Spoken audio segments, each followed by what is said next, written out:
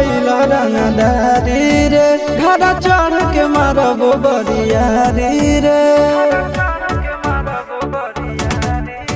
छूटा जी तो कैला रंगदारी रे घर चढ़ के मारबो बरियारी रे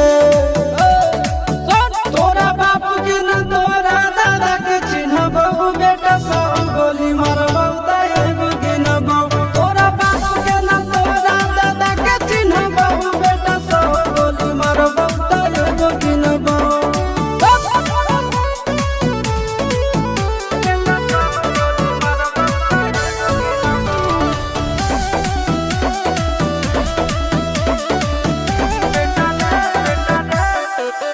बेटा रे काटा से ठोक देबो चिमनी के भाटा में झोंक देबो देखबो कवन बाप बचैतौ तोरा प्रशासन के गाड़ी भी रोक देबो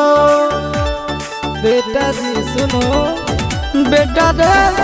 काटा से ठोक देबो चिमनी के भाटा में झोंक देबो देखबो कवन बाप बचैतौ तोरा प्रशासन के गाड़ी भी रोक देबो तोरा जैसन के हम खड़े खड़े गिनबो बेटा सब गोली मारबो तैगो गिनबो तोरा बाप के न तोरा दादा के चिन्हबो बेटा सब गोली मारबो तैगो गिनबो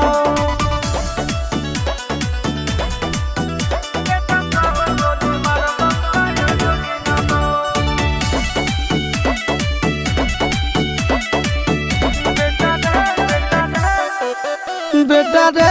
दौड़ा के बाजार में मारबो गोली तोर कपार में रंगदारी जे करभी बिहार में गड़ देबो गंगा जी किनार में इतना मार पड़तो न बेटा बेटा रे दौड़ा के बाजार में मारबो गोली तोर कपार में रंगदारी जे करभी बिहार में गड़ देबो गंगा जी किनार में कहो चिंटू आशीष के कारण सुनाबो बेटा सब गोली मारबो तैगो गिनबो तोरा बाप के न तोरा दादा के चिन्हबो बेटा सब गोली मारबो तैगो गिनबो मारत मारत पिछुआरा लाल कर दे बेटा ध्यान से बाप इधर है।